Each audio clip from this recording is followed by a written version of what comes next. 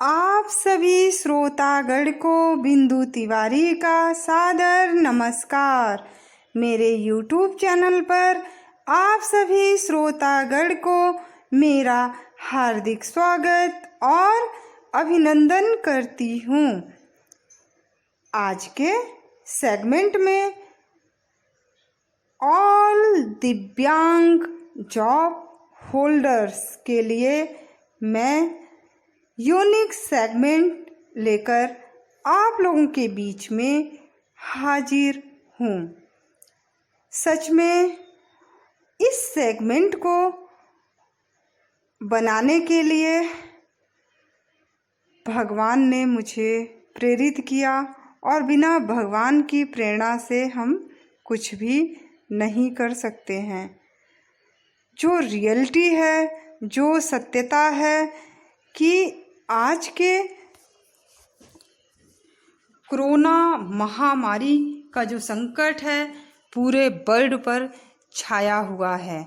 हर एक देश प्रयास कर रहा है, हर एक देश के कंट्री के साइंटिस्ट लगे हुए हैं कोरोना वैक्सीन बनाने में, मेडिसिन की खोज में, लेकिन अभी कुछ भी संभव नहीं हो पाया है।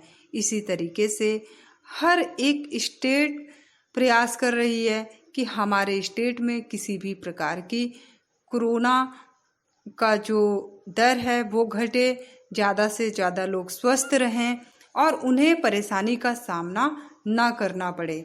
लेकिन ऐसा संभव नहीं हो पा रहा है। दिन पे दिन इसकी समस्या बढ़ती जा रही है, क्योंकि अभी तक आसपास यानी पड़ोस में सुनने के लिए नहीं मिलता था, अब तो पड़ोस में भी लोग कोरोना पॉजिटिव हो जा रहे हैं। बहुत ही दयनीय स्थिति आ गई है। ये समझ लीजिए कि अब लोग बहुत भयभीत हो गए हैं, डरने लगे हैं लोगों से मिलने जुलने, कहीं बाहर निकलने में, और यानी इवन जो लोग कहीं कार्यरत हैं ऑफिस जाने में भी उन्हें भय लगता है। तो ऐसे में बहुत सारी लोग कठिनाइयों का सामना कर रहे हैं। एक तरफ तो गवर्नमेंट का कहना है कि आप लोग सोशल डिस्टेंस बनाइए, फिजिकल डिस्टेंस बनाइए और इस आदेश का, इस रूल्स का अच्छे से पालन किया जाए। अगर कोई पालन नहीं करेगा तो उस पर जुर्माना लगेगा। लेकिन लोग जब ऑफिस जाएंगे तो कैसे इन सारी चीज़ों का पालन हो पाएगा। चलिए, जो गैर दिव्यांगजन लोग हैं वो जाते हैं तो इन सारी चीज़ों का दूरी बना लेते हैं लोगों से। मान लीजिए पब्लिक ट्रांसपोर्ट का यूज कर रहे हैं तो उन्हें बिना किसी की हेल्प लिए वो चले जाते हैं। सैनिटाइजर वगैरह का प्रयोग कर लिया, ग्लव्स का प्रयोग कर लिया और उन्होंने मान लीजिए ये समझ लीजिए कि पूरा मुंह सिर ढक लिया।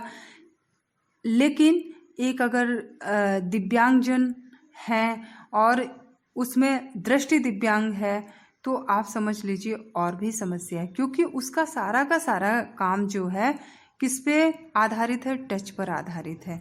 वो अपने स्पर्शीय क्षमता के बिना कोई भी काम नहीं कर सकता है।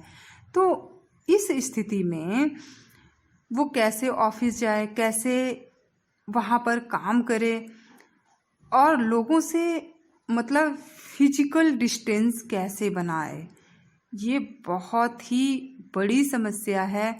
आपको अवगत यहाँ पर कराना चाहूँगी कि मान लीजिए जो अदर चैलेंज्ड हैं उनके साथ भी ये समस्या है। क्योंकि देखिए जो 100%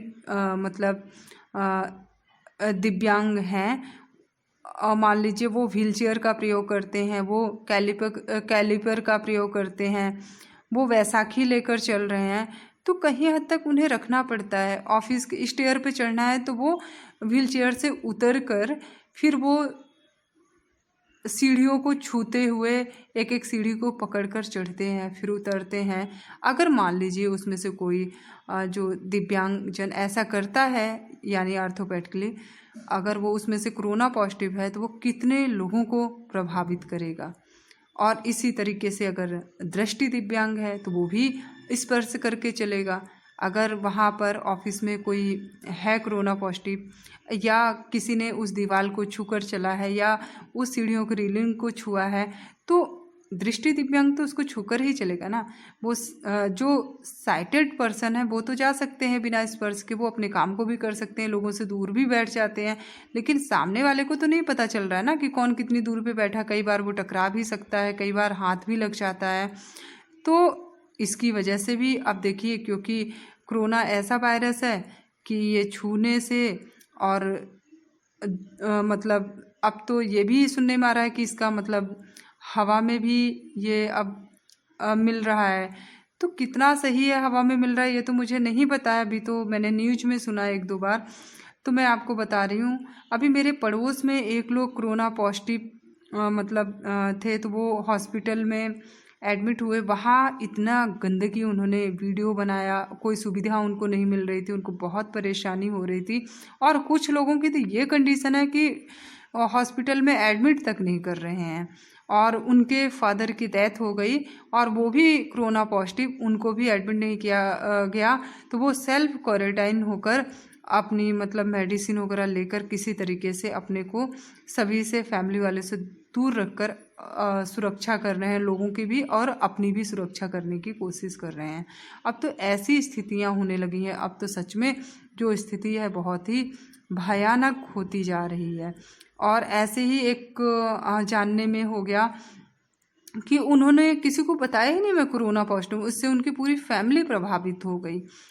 और एक और लोग हैं जिन्होंने पूरा वीडियो बनाया, और वहाँ पर ना तो टॉयलेट साफ़ है, ना कुछ भी है, जो बेड भी मिला है वो भी गंदा। तो इसकी वजह से तो स्थिति कभी ठीक ही नहीं हो सकती, क्योंकि उसी टॉयलेट को सब लोग यूज कर रहे हैं। अगर वो गंदा रहेगा तो किस तरीके से नहीं प्रभावित, और भी ज़्यादा प्रभावित होंगे। तो इन सबको बचाने के लिए गवर्नमेंट को ध्यान देना चाहिए, और साफ़ सफाई, नीट एंड क्लीन तो टॉयलेट बाथरूम कराना ही चाहिए, बेड कराना ही चाहिए जहाँ पर पेशेंट रुक रहा है। तो ये सारी चीज़ें होनी चाहिए। मान लीजिए यहीं पर अगर कोई दिव्यांगजन व्यक्ति जाता है, वहाँ पर रुकता है, रहता है हॉस्पिटल में, अगर वो कोरोना पॉजिटिव है, तो वो तो नहीं वीडियो बनाकर वायरल कर सकता है ना कि उसको असुविधा हो रही है इस तरीके की, और यहाँ पर साफ़ सफाई नहीं है। और अगर दृष्टि दिव्यांग है तो उसके साथ और भी परेशानी है, वो कैसे बनाएगा।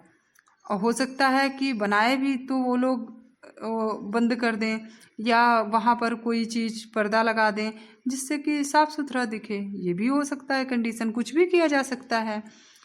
और यही ऑफिस वगैरह में भी प्रॉब्लम हो रही है लोगों को जाने की, क्योंकि अब भाई आप यातायात के साधन का तो सहायता लेंगे ही, पब्लिक ट्रांसपोर्ट का। अब तो पब्लिक ट्रांसपोर्ट पर जाने पर दृष्टि दिव्यांग की कोई सहायता नहीं करता है। इसलिए नहीं करता है क्योंकि लोग डरते हैं। अब उसको तो नहीं पता है ना कि सामने वाले को कोरोना पॉजिटिव है कि नहीं है, लोग दूर ही बनाते हैं। और किसी की पोस्टिंग मान लीजिए लखनऊ का रहने वाला है, उसका नोएडा में है, गाजियाबाद में है, या सीतापुर में है, रायबरेली में है, तो फैमिली वाले भी तो जॉब होल्डर हैं, वो भी तो अपने जॉब में जाएंगे, और वो छोड़ेंगे थोड़ी नहीं। क्योंकि कोरोना महामारी में महंगाई भी बढ़ रही है, तो जीविकोपार्जन के लिए भी इनकम का स्रोत होना ही चाहिए, अदरवाइज जीवन भी प्रभावित हो रहा है। कितने लोग अब भूख प्यास की वजह से दम तोड़ दे रहे हैं। तो ये सारी चीज़ें हैं। तो अगर मान लीजिए जो भी दिव्यांगजन हैं उन्हें बहुत समस्या होती है, गवर्नमेंट को कैसे अवगत कराएं, और जो उनके आदेश हैं उसका अगर पालन नहीं कर पा रहे हैं तो उनको कैसे सूचना दें। तो दिव्यांगजन एप्लीकेशन देकर अपनी बात को रख सकते हैं उनके सामने।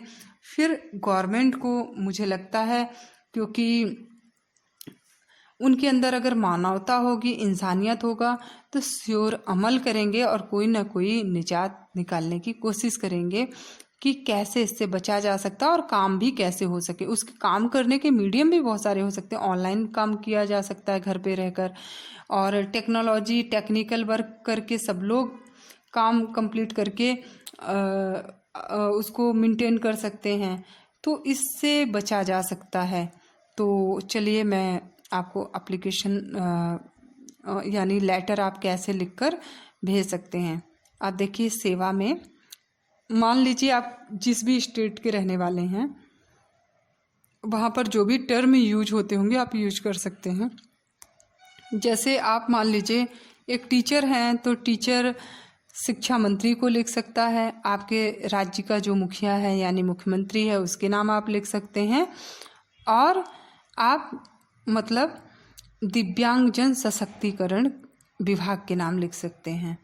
इस तरीके से आप सेवा में मुख्यमंत्री उत्तर प्रदेश, फिर आपका क्या होगा विषय। अब विषय में आप डाल सकते हैं कोरोना महामारी संकट की वजह से दृष्टि दिव्यांग को कार्यालय आने जाने में होने वाली कठिनाई के संबंध में। अब मैं मंजरी गिरधारी, शिक्षिका, माँ सुषमा प्राथमिक विद्यालय बरेली उत्तर प्रदेश, बड़ी विनम्रता के साथ आपको इस बात से अवगत कराना चाहती हूँ कि मैं दृष्टि दिव्यांग हूँ और मुझे कोरोना महामारी के इस दौर में कार्यालय आकर कार्य करने में कई कठिनाइयों का सामना करना पड़ रहा है।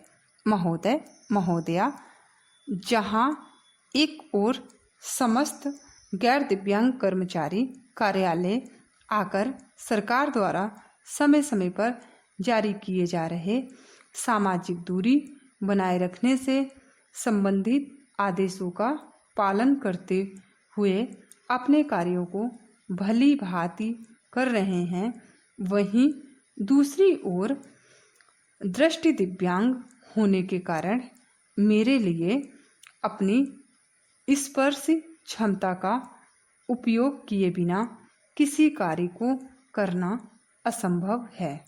और यदि मैं ग्लव्स जैसे हस्त सुरक्षा कवच का उपयोग करके अपने कार्यों को आसान बनाने की कोशिश भी करूं तो इससे न सिर्फ मेरी स्पर्श क्षमता कम हो रही है बल्कि मेरे कार्य गुणवत्ता में भी भारी कमी आ रही है और ये कार्यालय के प्रगति के लिए बाधा बन सकती है।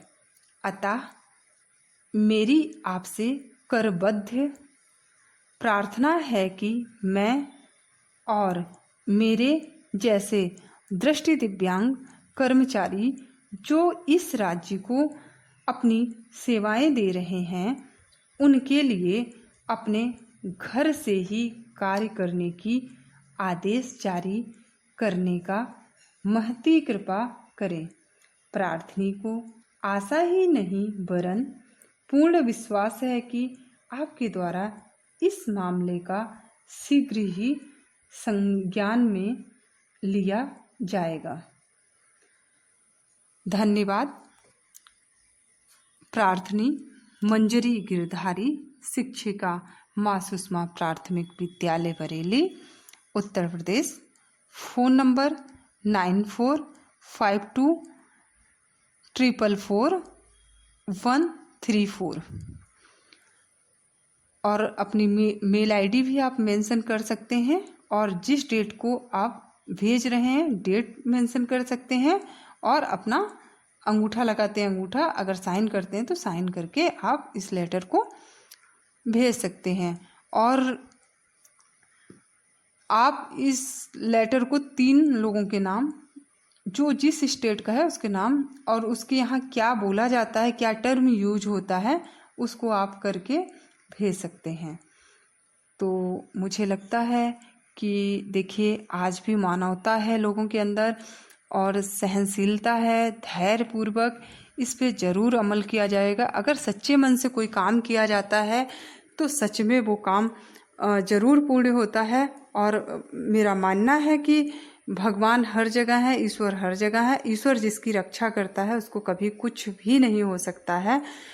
तो इस कोरोना महामारी के संकट में भी बहुत सारे काम आसान हो जाएंगे अगर उसको सही से सोचा जाए और सही से विचार किया जाए, विमर्श किया जाए और उसको अमल किया जाए तो हर कुछ संभव हो सकता है।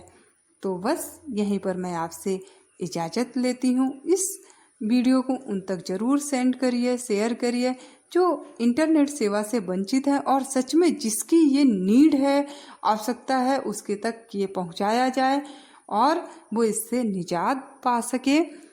और इतना आदर सम्मान के लिए आप सभी को बहुत बहुत धन्यवाद। नमस्कार।